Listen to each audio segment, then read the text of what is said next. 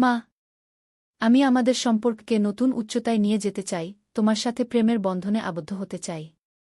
এই গল্পটি সম্পূর্ণ শুনলে আপনাদের পানি অটোমেটিক বের হয়ে যাবে, সো যত দ্রুত সম্ভব হাতের কাছে টিস্যু নিয়ে বসে পড়ো। বিছানার চাদর যেন নষ্ট না হয় সেটা সম্পূর্ণ খেয়াল রাখার অনুরোধ জানিয়ে গল্পটি এখন শুরু করব। তার আগে সর্বশেষ অনুরোধ, দয়া করে এমন পানি বের করার গল্প নিয়মিত শুনতে আমাদের চ্যানেলটি সকলেই সাবস্ক্রাইব করুন। ধন্যবাদ। হ্যালো বন্ধুরা, আমার নাম শ্রাবন্তী রায়। আমার বয়স ৪২ বছর। আমার স্বামীর নাম অনিন্দ রায়, বয়স ৪৫ বছর। আমাদের ২ সন্তান, অর্ণব আর দীপা। অর্ণব ১৯ বছর বয়সী, কলেজে পড়ে। দীপা ১২ বছর বয়সী, স্কুলে যায়। আমার জৈবিক মা নই আমি থমকে গেলাম যখন আমার ছেলে অনিরুদ্ধ বলল, বাজলজি প্রজেক্টে ডিএনএ টেস্ট করতে গিয়ে জানলাম তুমি আমার আসল মা নও।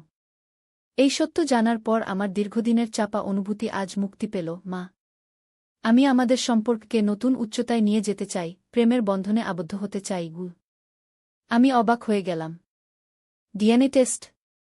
আমি তাকে জন্ম দিয়েছি, প্রসব বেদনা সহ্য করেছি, কিভাবে সে আমার জৈবিক সন্তান নয়? এ কি অদ্ভুত কথা বলছে আমার ছেলে! কি বকছ তুমি? আমি তোমাকে গর্ভে ধারণ করেছি, জন্ম দিয়েছি। আমি ক্রোধে থরথর করে কাঁপতে লাগলাম। আমি জানি তুমি তাই বিশ্বাস করো, মা। কিন্তু আমার ল্যাব রিপোর্ট বলছে আমাদের ডিএনএ মিলে না। আমরা জৈবিকভাবে সম্পর্কিত নই। অনিরুদ্ধ একটা ফাইল আমার দিকে এগিয়ে দিল। আমি ফাইল খুলে দেখলাম, সেখানে কিছু অঙ্ক, গ্রাফ এবং বৈজ্ঞানিক তথ্য। আমি এসব কিছুই বুঝি না। কিন্তু আমি জানি সে আমার ছেলে, আমি তাকে জন্ম দিয়েছি। এটা অসম্ভব। কোনো ল্যাব ভুল করেছে, আমি দৃঢ়তার সাথে বললাম। তুমি আমার পেটের সন্তান। মা, এটা সত্য, যত কঠিনই হোক না কেন। অনিরুদ্ধ আমার কাছে এগিয়ে এলো। কিন্তু এতে কোনো অসুবিধা নেই। এটা আমাদের সুযোগ দিচ্ছে একে অপরকে নতুনভাবে দেখার, নতুন অর্থে ভালোবাসার। হঠাৎ আমার দিদি পুষ্প ঘরে প্রবেশ করল। আমি বিভ্রান্ত হয়ে তার দিকে তাকালাম। পুষ্পের চেহারা অনেকটা আমার মতো। আমরা যমজ বোন। কিন্তু আমার মনে অদ্ভুত সন্দেহ জাগল। পুষ্প, তুমি এখানে কি করছ? আমি জিজ্ঞাসা করলাম। শ্রাবন্তী, আমি সব শুনেছি, পুষ্প মৃদু স্বরে বলল। এবার সময় এসেছে সত্যটা জানানোর। আমি অবাক হয়ে দেখলাম, অনিরুদ্ধ আর পুষ্প একটা অদ্ভুত দৃষ্টি বিনিময় করল। কি সত্য? আমি জিজ্ঞাসা করলাম, আমার হাত কাঁপছিল। পুষ্প একটা পুরানো ডায়েরি বের করল। শ্রাবন্তী, এটা আমাদের মায়ের ডায়েরি। এটা পড়লে তুমি সব বুঝতে পারবে। ডায়েরিটা নিয়ে আমি পড়তে শুরু করলাম।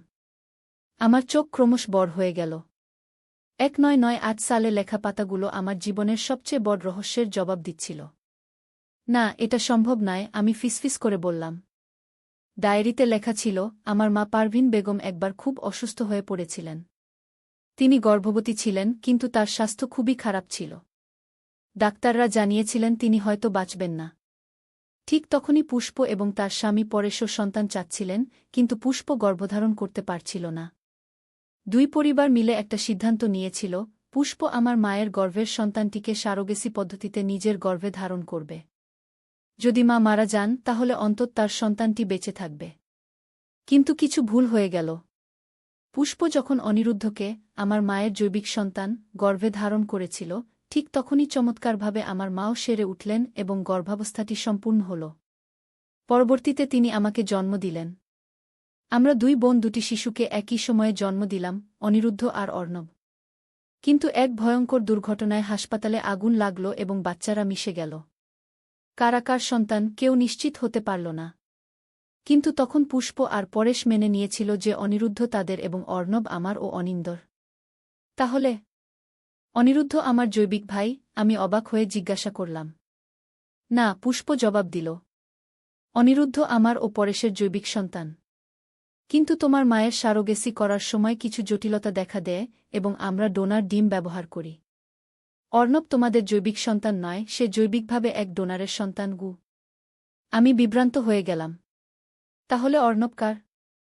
সে তোমারই সন্তান, শ্রাবন্তী, পুষ্প মৃদু স্বরে বলল। তুমি তাকে জন্ম দিয়েছ, লালনপালন করেছ। কিন্তু একটি ভুলের কারণে জন্মের পর হাসপাতালে বাচ্চারা বদল হয়ে গেছিল। তাহলে আমার সঙ্গে অর্ণবের রক্তের সম্পর্ক নেই? আমি অবাক হয়ে জিজ্ঞাসা করলাম। না, পুষ্প বলল। কিন্তু অনিরুদ্ধের সাথে আছে। সে আমার ও পরেশের সন্তান, কিন্তু ভুলবশত তোমাদের কাছে চলে এসেছিল। আর অর্ণব, যদিও জৈবিকভাবে তোমাদের নয়, সে আমাদের কাছে এসেছিল। আমি এত বছর পর এই সত্য জেনে হতবাক হয়ে গেলাম। কিন্তু হঠাৎ করে একটা জিনিস খেয়াল করলাম, অনিরুদ্ধ এখন কোথায়? ঘরে তো সে নেই। আমি চারপাশে তাকালাম। পুষ্প দেখল যে অনিরুদ্ধ আর ঘরে নেই। সে কোথায় গেল? আমি উদ্বিগ্ন হয়ে বললাম। পুষ্প জানালার দিকে তাকাল। হয়তো বাইরে গেছে। চলো আমরা তাকে খুঁজি গি। আমরা বাড়ি থেকে বেরিয়ে দেখলাম অনিরুদ্ধ একটা পুরানো জিপে উঠে বসেছে। জিপটা চালাচ্ছিল একজন অচেনা মানুষ। ওটা কে? আমি চিৎকার করে জিজ্ঞাসা করলাম। পুষ্পের মুখ সাদা হয়ে গেল। না, এটা হতে পারে না। সে ফিরে এসেছে গু। কে ফিরে এসেছে? আমি জিজ্ঞাসা করলাম। জাহাঙ্গীর, পুষ্প ফিসফিস করে বলল। একসময় তিনি আমাদের গ্রামের প্রভাবশালী ব্যক্তি ছিলেন। কিন্তু তিনি অনেক দুষ্কর্ম করেছিলেন। আমাদের পরিবারের জমি জবরদখল করেছিলেন। অনেকের জীবন নষ্ট করেছিলেন। আমরা মনে করতাম তিনি দেশ ছেড়ে চলে গেছেন বা মারা গেছেন গু। আমি পা বাড়িয়ে দৌড়ে গেলাম জিপের দিকে। অনিরুদ্ধ, নেমে এসো। কিন্তু অনিরুদ্ধ আমার দিকে তাকিয়ে একটা অদ্ভুত হাসি দিল, যেন সে আমাকে চেনেই না। তারপর জিপটা হুশ করে চলে গেল। আমি অবাক হয়ে পুষ্পের দিকে তাকালাম। কি হচ্ছে এটা? অনিরুদ্ধ কেন ওই ব্যক্তির সাথে চলে গেল? পুষ্প একটা দীর্ঘশ্বাস ফেলল। শ্রাবন্তী, এখনও অনেক কিছু তুমি জানো না। জাহাঙ্গীর শুধু জমিদার নন, তিনি একটা গোপন সংগঠনের প্রধান। তৃতীয় চক্ষু নামের একটি সংগঠন যারা মানুষের মন নিয়ন্ত্রণ করতে পারে। কি বলছো তুমি? আমি বিশ্বাস করতে পারছিলাম না। হ্যাঁ, পুষ্প গম্ভীর গলায় বলল। তারা একটা নতুন ড্রাগ আবিষ্কার করেছেন যা মানুষের মনে খেলতে পারে। তারা অনিরুদ্ধকে সেই ড্রাগ দিয়েছে বলে আমার সন্দেহ হচ্ছে। তাই সে এমন অদ্ভুত আচরণ করছিল তোমার সাথে গু। আমার মাথা ঘুরতে লাগল। কিন্তু কেন? অনিরুদ্ধর সাথে জাহাঙ্গীরের কি সম্পর্ক? পুষ্প আমার হাত ধরল। শ্রাবন্তী, অনিরুদ্ধের ডিএনএ পরীক্ষা যে শুধু তোমাকে ও আমাদের সম্পর্কে জানাতে এসেছিল তা নয়। ওই টেস্টে আরও কিছু দেখা গেছে গি। কি? আমি উদ্বিগ্ন হয়ে জিজ্ঞাসা করলাম। অনিরুদ্ধের ডিএনএতে একটা দুর্লভ জিন আছে, পুষ্প বলল। এই জিনটি পাওয়া যায় শুধু কিছু বিশেষ পরিবারে। জাহাঙ্গীরের পরিবারে এই জিন আছে। এবং এখন দেখা যাচ্ছে অনিরুদ্ধরও আছে গু। আমি হতবাক হয়ে গেলাম। তুমি কি বলতে চাইছ? জাহাঙ্গীর? হ্যাঁ, পুষ্প মাথা নাড়ল। আমি সন্দেহ করছি জাহাঙ্গীর হতে পারে অনিরুদ্ধের আসল বাবা গু। কিন্তু তুমি বলেছিলে পরেশ গ। আমি মিথ্যা বলেছিলাম। পুষ্প কাঁদতে শুরু করল। আমি এবং জাহাঙ্গীরের মধ্যে একটা সম্পর্ক ছিল। আমি বিয়ে করেছিলাম পরেশকে, কিন্তু জাহাঙ্গীরকে ভালোবাসতাম। তারপর জাহাঙ্গীর আমাকে ছেড়ে চলে গেল। আমি জানতাম না আমি গর্ভবতী ছিলাম। যখন জানলাম তখন পরেশকে বললাম যে সন্তানটি তার। অনিরুদ্ধ জাহাঙ্গীরের সন্তান গু। আমি অবাক হয়ে পুষ্পের দিকে তাকালাম। তাহলে এখন জাহাঙ্গীর ফিরে এসেছে তার সন্তানকে নিতে? হ্যাঁ, পুষ্প বলল। কিন্তু এটা ইতিমধ্যে একটা জটিল কাহিনী। জাহাঙ্গীর এই বিশেষ জিনের কারণে অনিরুদ্ধকে চায়। এই জিন মানসিক ক্ষমতার সাথে জড়িত। অনিরুদ্ধর মধ্যে এই ক্ষমতা জাগ্রত হতে পারে। জাহাঙ্গীর তাকে ব্যবহার করতে চায় তার তৃতীয় চক্ষু সংগঠনের জন্য। হঠাৎ আমার মোবাইলে একটা মেসেজ এলো। ফোন খুলে দেখলাম অনিরুদ্ধর নম্বর থেকে। মা, আমি ভালো আছি। চিন্তা করো না। কিন্তু আমার সত্যিকারের বাবাকে খুঁজে পেয়েছি। আমি তোমাকে ভালোবাসি, কিন্তু আমাকে যেতে হবে গি। আমি ফোন নামিয়ে পুষ্পের দিকে তাকালাম। আমাদের কিছু করতে হবে। আমরা অনিরুদ্ধকে ফিরে পেতে চাই। পুষ্প আমার দিকে একটা চাবি এগিয়ে দিল। তোমার গ্যারেজে একটা পুরানো জিপ আছে। চলো আমরা জাহাঙ্গীরের বাড়ি যাই। আমরা জিপে করে রওনা হলাম। পথে পুষ্প আমাকে বলতে লাগল জাহাঙ্গীরের সম্পর্কে। তিনি তার জমিদারি আরও বাড়িয়েছেন। এখন তার একটা বিশাল বাড়ি আছে শহরের বাইরে, একটা ছোট পাহাড়ের উপর। সেখানে তিনি তার গোপন গবেষণাগার বানিয়েছেন। কিন্তু পুলিশ কিছু করে না। আমি জিজ্ঞাসা করলাম। জাহাঙ্গীরের অনেক প্রভাব আছে, পুষ্প বলল। তিনি পুলিশকেও কিনে ফেলেছেন। তাছাড়া তার গবেষণা এত গোপন যে কেউ জানেই না সেখানে কি হচ্ছে গি। আমরা শহর ছাড়িয়ে পাহাড়ি এলাকায় চলে এলাম। সন্ধ্যা হয়ে আসছিল। দূরে দেখা যাচ্ছিল একটা বিশাল বাড়ি যার উইন্ডো থেকে আলো আসছে। ওটাই জাহাঙ্গীরের বাড়ি, পুষ্প বলল। আমরা জিপ থামিয়ে গাছের আড়ালে লুকালাম। আমি বললাম, আমরা দুজন ওই বাড়িতে ঢুকতে পারব না। আমাদের সাহায্য দরকার। আমি কিছু লোকের ফোন নম্বর জানি যারা জাহাঙ্গীরের হাতে ক্ষতিগ্রস্ত হয়েছে, পুষ্প বলল। তারা আমাদের সাহায্য করতে পারে কি? পুষ্প কয়েকটা ফোন কল করল। ঘণ্টাখানেকের মধ্যে প্রায় 15-20 জন লোক আমাদের সাথে যোগ দিল। তাদের মধ্যে কিছু মানুষ জাহাঙ্গীরের জমিদারি থেকে উচ্ছেদ হওয়া কৃষক, কিছু তার গবেষণায় ব্যবহৃত হওয়া অনিচ্ছুক মানুষ, আর কিছু তার ক্ষমতার বিরুদ্ধে লড়াই করা সমাজসেবক। আমরা পরিকল্পনা করলাম, একদল বাড়ির সামনে দিয়ে ঢুকবে, আরেক দল পেছন দিয়ে, এবং আমি ও পুষ্প একটা গোপন প্রবেশপথ দিয়ে ঢুকব যা পুষ্প জানত। আমাদের পরিকল্পনা মতো 2 দল বাড়ির সামনে ও পেছনে গোলমাল শুরু করল। তারা জাহাঙ্গীরের গার্ডদের মনোযোগ আকর্ষণ করল। এই ফাঁকে আমি ও পুষ্প একটা ছোট জানালা দিয়ে বেসমেন্টে ঢুকে পড়লাম। এদিকে পুষ্প ফিসফিস করে বলল, গবেষণাগার দোতলায়। আমরা সাবধানে সিঁড়ি দিয়ে উপরে উঠলাম। একটা দরজার পাশের শব্দ শুনে আমরা থমকে গেলাম। ভেতর থেকে 2 জন পুরুষের কথোপকথন শোনা যাচ্ছিল। ছেলেটার ডিএনএতে সেই বিশেষ জিন আছে, একজন বলল, যার গলা খুব শক্ত ও কঠিন শোনাচ্ছিল। আমি অনুমান করলাম এটা জাহাঙ্গীরের গলা। এই জিনের কারণে সে টেলিপ্যাথি শক্তি অর্জন করতে পারে। আমরা তাকে ট্রেনিং দিয়ে আমাদের কাজে ব্যবহার করতে পারি। কিন্তু সে রাজি হবে? দ্বিতীয় ব্যক্তি জিজ্ঞাসা করল। সে আমার ছেলে। জাহাঙ্গীর হাসল। আমি তাকে বলেছি আমি তার আসল বাবা। সে আমার কথা শুনবে। তাছাড়া তাকে ইতিমধ্যে স্পেশাল ড্রাগ দেওয়া হয়েছে। আমাদের কথা শোনা ছাড়া তার উপায় নেই। আমি চমকে উঠলাম। তারা অনিরুদ্ধকে ড্রাগ দিয়েছে। আমি দরজা ঠেলে ভেতরে ঢুকতে চেয়েছিলাম, কিন্তু পুষ্প আমাকে টেনে ধরল। না, এখন নয়, সে ফিসফিস করে বলল। আমাদের আগে দেখতে হবে অনিরুদ্ধ কোথায়। আমরা আরও কয়েকটা ঘর খুঁজলাম। শেষে একটা বন্ধ দরজার সামনে এসে থামলাম। দরজার ফাঁক দিয়ে দেখলাম ভেতরে অনিরুদ্ধ একটা বিছানায় শুয়ে আছে। তার চোখ খোলা, কিন্তু সে যেন শূন্যে তাকিয়ে আছে। পুষ্প একটা ছোট ডিভাইস বের করল তার ব্যাগ থেকে। এটা কি? আমি ফিসফিস করে জিজ্ঞাসা করলাম। ইলেকট্রনিক লক পিকার, পুষ্প জবাব দিল। আমি পরেশের হাত থেকে নিয়ে এসেছি। সে একজন ইলেকট্রনিক্স ইঞ্জিনিয়ার, মনে আছে?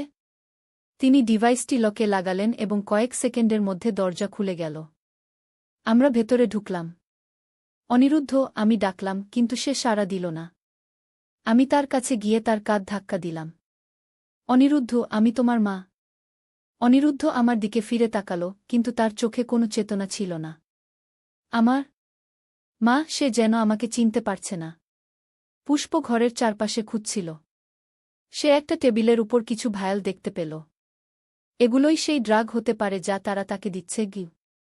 হঠাৎ একটা অ্যালার্ম বেজে উঠল। আমাদের ধরা পড়ে গেছে, আমি চিন্তা করলাম। চলো, আমাদের এখান থেকে অনিরুদ্ধকে নিয়ে যেতে হবে। পুষ্প অনিরুদ্ধর একটা হাত ধরল, আমি আরেকটা হাত ধরলাম। আমরা তাকে টেনে বিছানা থেকে নামালাম। চলো অনিরুদ্ধ, আমি বললাম। আমরা তোমাকে বাড়ি নিয়ে যাচ্ছি। অনিরুদ্ধ যান্ত্রিকভাবে আমাদের অনুসরণ করতে লাগল। আমরা দরজা দিয়ে বেরিয়ে করিডোরে এলাম। কিন্তু আমাদের সামনে জাহাঙ্গীর ও তার 3-4 জন গার্ড দাঁড়িয়ে ছিল। তো তোমরা এসেছ? জাহাঙ্গীর একটা বিকৃত হাসি দিল। আমি অপেক্ষা করছিলাম। তুমি আমার ছেলেকে ফেরত দাও, আমি ক্রোধে বললাম। তোমার ছেলে? জাহাঙ্গীর হাসল। সে আমার ছেলে। ডিএনএ টেস্ট এটাই প্রমাণ করেছে। তুমি যাই বলো, আমি তাকে লালন পালন করেছি, আমি দৃঢ়তার সাথে বললাম। তুমি একটা নোংরা, স্বার্থপর লোক যে শুধু তার নিজের লাভের জন্য একটা ছেলেকে ব্যবহার করতে চায়। জাহাঙ্গীর আমার দিকে এগিয়ে এলো। তুমি আমাকে বোঝো না। অনিরুদ্ধর মধ্যে অসাধারণ ক্ষমতা আছে। আমি তাকে তার পূর্ণ ক্ষমতায় পৌঁছাতে সাহায্য করব। ড্রাগ দিয়ে? পুষ্প চিৎকার করে বলল। জাহাঙ্গীর পুষ্পের দিকে ফিরল। আহ, প্রিয় পুষ্প, তুমিও এসেছ। তুমি কি এখনও আমাকে ভালোবাসো? আমি তোমাকে ঘৃণা করি, পুষ্প বলল। তুমি আমাকে ব্যবহার করেছ। আমি তোমাকে ভালোবাসতাম, জাহাঙ্গীর বলল। কিন্তু আমার উচ্চাকাঙ্ক্ষা আরও বড় ছিল। আমি বিশ্বের সবচেয়ে শক্তিশালী মানুষ হতে চাই। আর অনিরুদ্ধ আমাকে সেই শক্তি দেবে। তারপর জাহাঙ্গীর তার পকেট থেকে একটা ছোট ডিভাইস বের করল। এই ডিভাইসের একটা বাটন টিপলেই অনিরুদ্ধর মনে আমাদের দেওয়া ড্রাগ সক্রিয় হবে এবং তারপর সে আমার সমস্ত নির্দেশ মানবে কি। জাহাঙ্গীর বাটন টিপতে যাচ্ছিল, ঠিক তখন হঠাৎ একটা জোরের শব্দ হল। বাড়ির দেয়াল ভেঙে একটা জিপ ঢুকে পড়ল। জিপ থেকে নামল আমার স্বামী অনিন্দ এবং আমার ছেলে অর্ণব। বাবা, দাদা, আমি অবাক হয়ে চিৎকার করলাম। জাহাঙ্গীর বিভ্রান্ত হয়ে গেল। এই সুযোগে আমি তার হাত থেকে ডিভাইসটা কেড়ে নিলাম। অনিন্দ, তুমি কিভাবে জানলে আমরা এখানে? আমি জিজ্ঞাসা করলাম। আমি জানি তোমার ফোনে ফেস ট্র্যাকার আছে, অনিন্দ হাসল। আমি তোমাকে সারপ্রাইজ দিতে চেয়েছিলাম তোমার জন্মদিনে, সেই জন্য ট্র্যাকার লাগিয়েছিলাম। ভাগ্যিস লাগিয়েছিলাম। এই সময় অর্ণব এগিয়ে এলো। মা, আমরা জানি সব কিছু। রাস্তায় পরেশ কাকু আমাদের ফোন করেছিলেন। তিনি সব বলেছেন গু। জাহাঙ্গীরের গার্ডরা অনিন্দ আর অর্ণবকে ধরতে এগিয়ে এলো, কিন্তু আমার সাথে আসা লোকেরা ভেতরে ঢুকে পড়ল। এবার শক্তির ভারসাম্য আমাদের দিকে ছিল। জাহাঙ্গীর কোনোমতে পালিয়ে যাচ্ছিল, কিন্তু অনিরুদ্ধ হঠাৎ তার সামনে দাঁড়াল। তুমি আমার বাবা নও, অনিরুদ্ধ ধীরে ধীরে বলল। জৈবিকভাবে হতে পারো, কিন্তু একজন বাবার থেকে আমি যা আশা করি, তুমি তার কিছুই নওগে। তুমি কি বলছ? জাহাঙ্গীর বিস্মিত হয়ে বলল। ড্রাগের প্রভাব তো এখনও থাকার কথা। অনিরুদ্ধ একটা ছোট বোতল বের করল তার পকেট থেকে। আমি এটা খেয়েছি ল্যাবে যাওয়ার আগে, যখন সন্দেহ করেছিলাম তুমি কিছু খাওয়াচ্ছ। এটা অ্যান্টিডোট। কিভাবে তুমি জানলে? জাহাঙ্গীর হতবাক হয়ে গেল।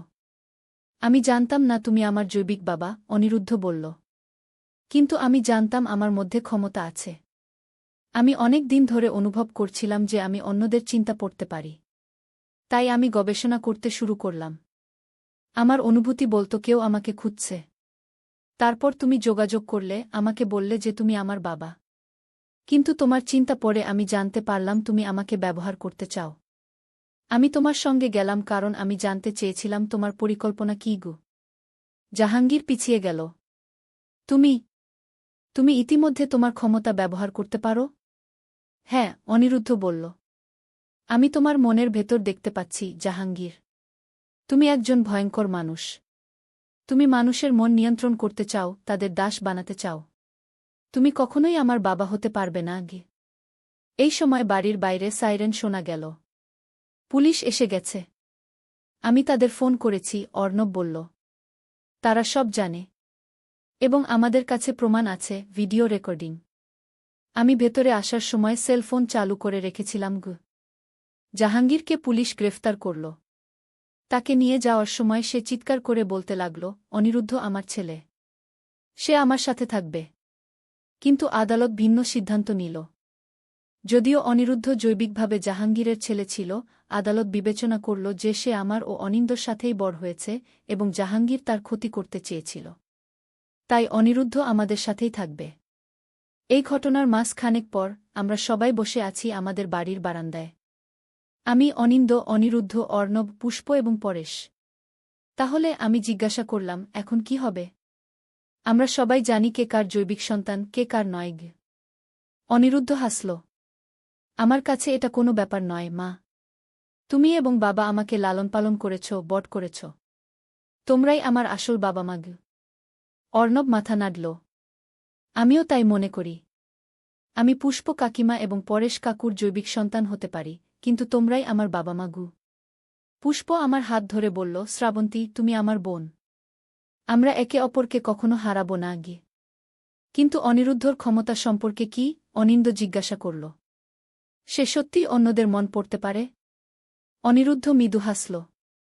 হ্যাঁ, কিন্তু আমি নিয়ন্ত্রণ করতে শিখেছি। এবং আমি এটা ভালো কাজেই ব্যবহার করব। আমি মানসিক রোগীদের সাহায্য করতে চাই, যারা কথা বলতে পারে না তাদের বোঝাতে চাই। পরেশ হাসল। তুমি একজন ভালো ছেলে, অনিরুদ্ধ। আমরা তোমাকে নিয়ে গর্বিত। সেদিন সন্ধ্যায় যখন আমরা সবাই ঘুমাতে যাচ্ছিলাম, অনিরুদ্ধ আমার ঘরে এলো। মা, সে বলল, জাহাঙ্গীর আমার জৈবিক বাবা হতে পারে, কিন্তু আমার আসল পরিবার হলো তোমরা। এই ঘটনা আমাদের আরও কাছাকাছি এনেছে। আমি তোমাকে এবং বাবাকে আরও বেশি ভালোবাসি এখন। আমি তাকে জড়িয়ে ধরলাম, আমার চোখে জল এসে গেল। আমরাও তোমাকে ভালোবাসি, বাবা। তুমি সবসময় আমাদের ছেলে হয়েই থাকবে গি। সেই রাতে আমি ভাবছিলাম কত অদ্ভুত এই জীবন।